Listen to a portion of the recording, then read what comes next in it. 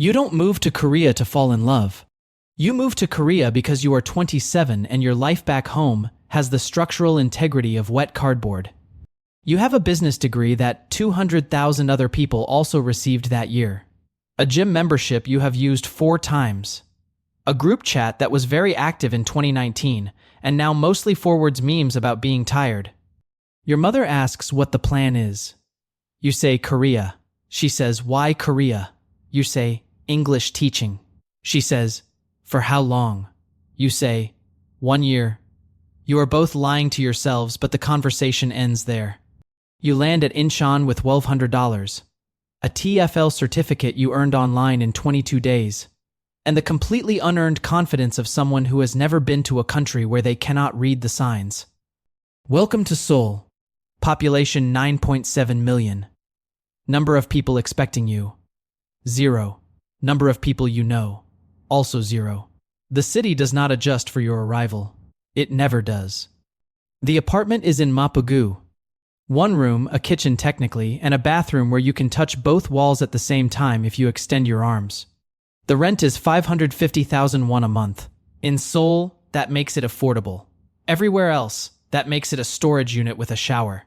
The teaching job is at a hagwon called Bright Horizon Academy, a name so aggressively optimistic it should come with a disclaimer. You teach 8 classes a day. The children are 6 years old and have more structured ambition than you do. Salary, 2,100,000 won. After tax, rent, transit card, health insurance, and the pension contribution, you will never collect 680,000 won remaining. That is approximately $490 to eat, exist, and maintain any remaining sense of self in one of the most expensive cities in Asia. You find a kimbap place near the Mapo station. 3,200 won for a roll. The woman behind the counter, late 50s, never smiles, gives you the end piece first. You do not understand why for 6 weeks. Then you realize. She gives the end piece to the regulars.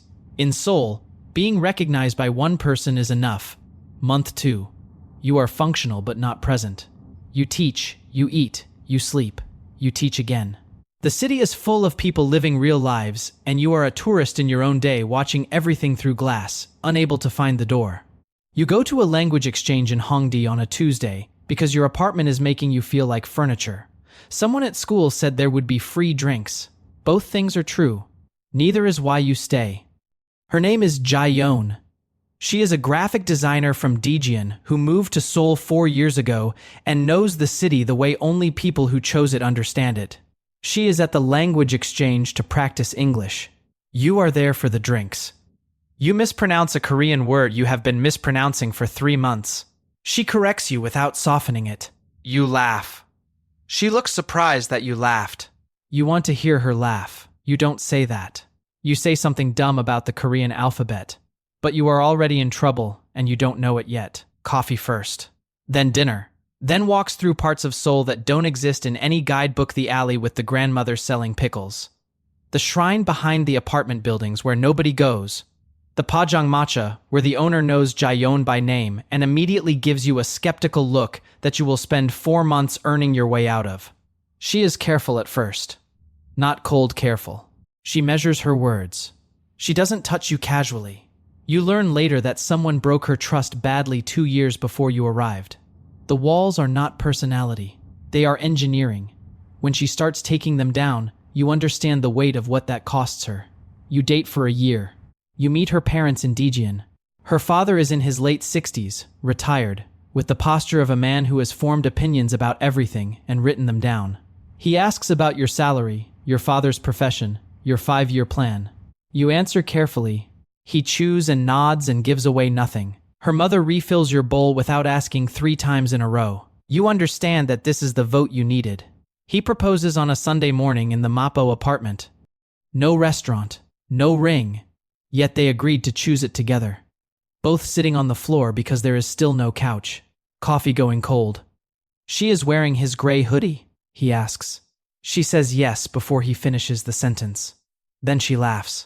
That surprise laugh, like happiness, arrived unexpectedly, and now she has to deal with it. The wedding is small. A traditional ceremony in Daejeon, her parents' choice. His family flies in. His mother cries at the airport, at the hotel, at the rehearsal.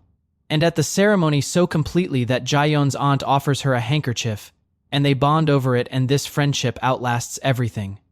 Both fathers sit next to each other for 40 minutes in silence, and later describe it as a great conversation.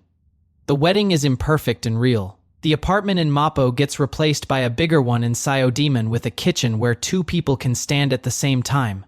They buy a couch, a bookshelf, a small coffee mug with painted flowers on it that Jaeyeon picks at a market in Insadong. He says it is ordinary. She says it has character. It goes on the kitchen shelf. It stays there for years. Then Seoyeon is born. There is nothing that prepares you. People say it changes everything, and you nod because that is what you do with statements that are too large to argue with. Then you are in the room and Jaeyeon is doing something that makes you understand the word strength in a way nobody has ever explained it. And then there is a sound. And then there is a person. A whole entire person who was not here a moment ago and is now here forever. Seoyeon. She weighs 3,100 grams. She has Jaeyeon's nose and his ears and an expression of absolute fury at being born that makes the nurse laugh. The apartment becomes a system of shifts. You hand the baby to Jaeyeon. You collapse. She hands the baby to you. She collapses. You meet in the kitchen at 3 a.m. and stare at each other with the blank camaraderie of two people who have been through something together and are not sure they will survive it. Jaeyeon's parents come from Daejeon for 2 weeks.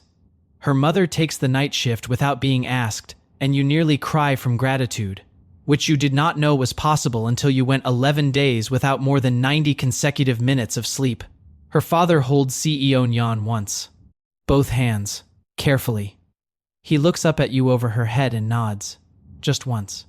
The tax audit is over. You passed. Seoyeon at 6 months grabs your finger and does not let go for 20 minutes. Your arm goes numb. You do not move. Seoyeon at 9 months says something that sounds like Appa, if you are very generous with the interpretation. Jeon says it was just a sound. You buy a cake anyway. She eats the frosting. She distributes the rest across the floor. You both photograph it. Seoyeon at 1 year takes 4 steps across the living room and falls into your arms and looks up at you like she just invented walking and wants full credit. You give her full credit. You give her everything. The bedtime ritual. Every night. Same book Hyunbu and Nobu, a Korean folktale. Seoyeon doesn't understand all the words yet, but she understands the rhythm. And she understands the voices, especially the tiger. Every time you do the tiger voice, she laughs. The same laugh as Jaeyeon. Surprised. Like happiness showed up without warning, and now she has to deal with it. She falls asleep on page 9. Every single time. Page 9 right after the tiger scene, when the story goes quiet. You keep reading pages 10 through the end to yourself, because stopping a story in the middle feels wrong. Even when the audience is unconscious. You do not know yet why this detail will matter later. Saturday mornings become sacred. Nobody has to be anywhere. Gion makes mioke guk because Seoyeon loves the texture. He makes coffee badly, always too strong. Gion has been trying to fix this for 2 years with no success. Seoyeon sits in her high chair and distributes rice across every surface within arm's reach with the confidence of someone who believes the floor is a plate. He walks Seoyeon to the park on Sunday afternoons. She points at dogs and says a word that means everything. He carries her on his shoulders. She grabs his hair. He pretends it hurts. She laughs that same surprised laugh and says Appa more. Appa more. He gets promoted at the language school to curriculum director.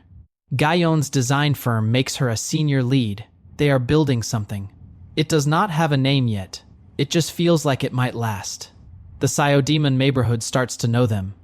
The dry cleaner asks about CEO Na by name.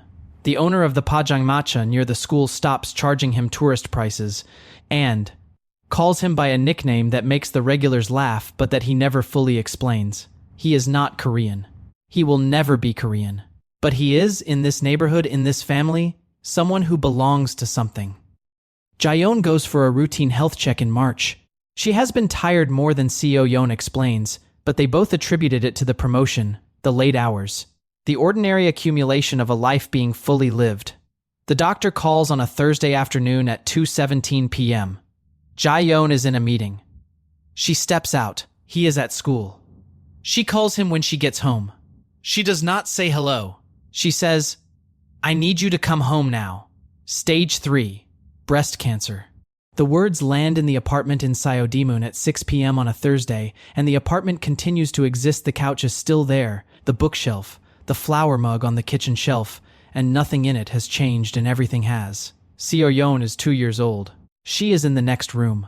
She is playing with blocks and saying "Appa" every few minutes to confirm he is still there. He says, "Yes, Appa is here." He says this 6 times before Jae-yeon finishes explaining what the doctor said. Jae-yeon fights. This is the most accurate word for what she does for the next 18 months. She does not decline. She does not recede.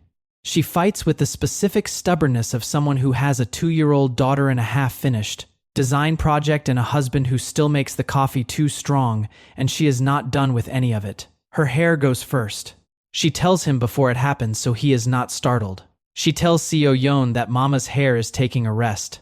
Seo-yeon touches Jae-yeon's head and says, "Okay, Mama," and goes back to her blocks. Jae-yeon looks at him over Seo-yeon's head, and they share a moment that has no name in any language. One evening, Jae-yeon says, "If something happens, I need you to sing Seo-yeon the lullaby. The one about the moon." She hums it. He learns the words that night on his phone. Korean lyrics, phonetic spelling, written in his notebook. He practices until 2 a.m. She can hear him from the bedroom. She does not come out. She does not need to. The Saturday mornings continue as long as they can. Jae-yeon makes mio kiguk even on the bad weeks. She says the bad weeks need soup more than the good weeks do. Seo-yeon does not know what is happening. She knows Mama rests more. She knows Appa makes the coffee wrong. These are the facts of her world and she accepts them. He reads Hungbu and Nolbu every night. Tiger voice. Page 9. Seo-yeon laughs and sleeps. He reads the rest to himself. Jae-yeon watches from the doorway on the nights she is well enough to stand. On the nights she is not, he reads louder so she can hear from the bedroom. She tells him later she can hear the tiger from anywhere in the apartment. He keeps doing the voice.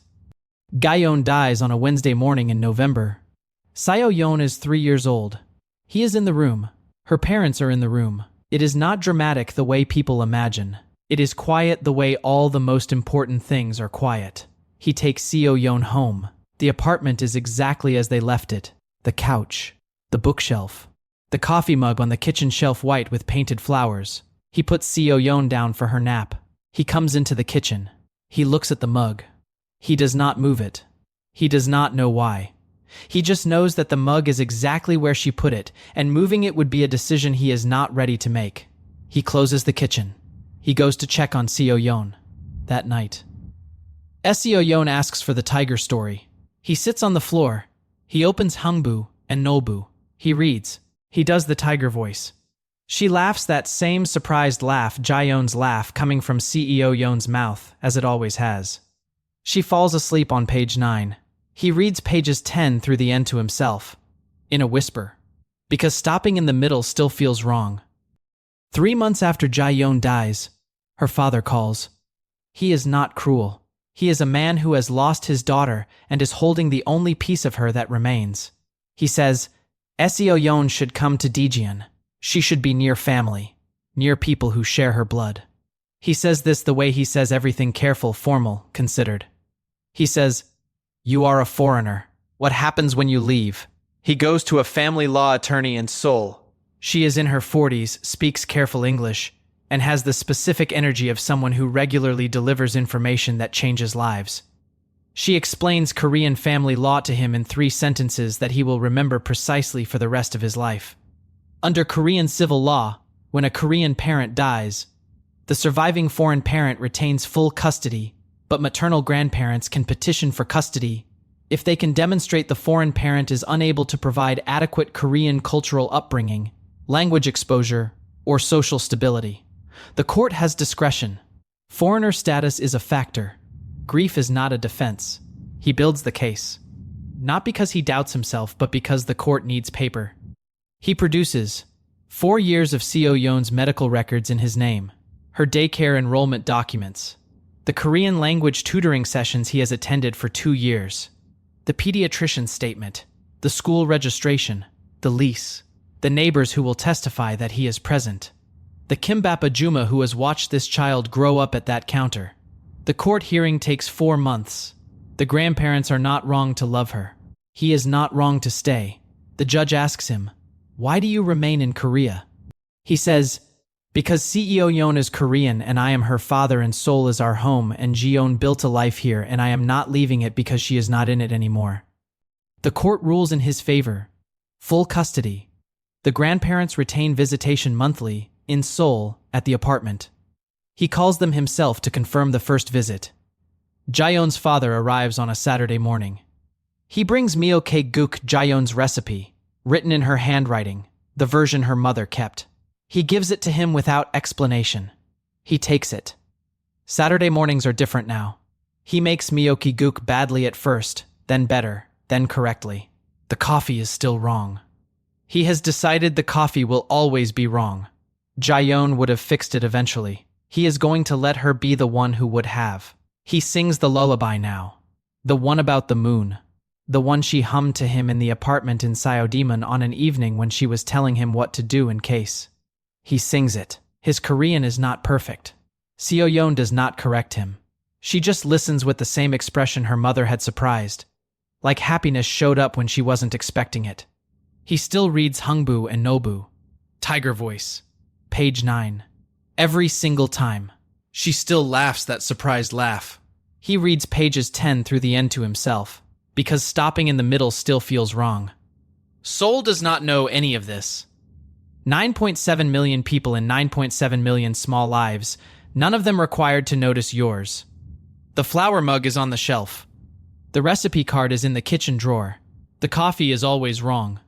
Page 9 is where she sleeps.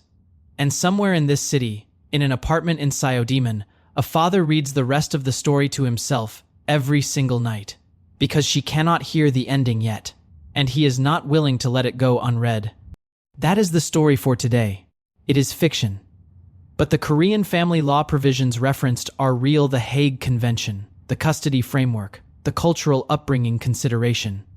If this story stayed with you, the comment below is where that goes. Subscribe. The next story is already waiting.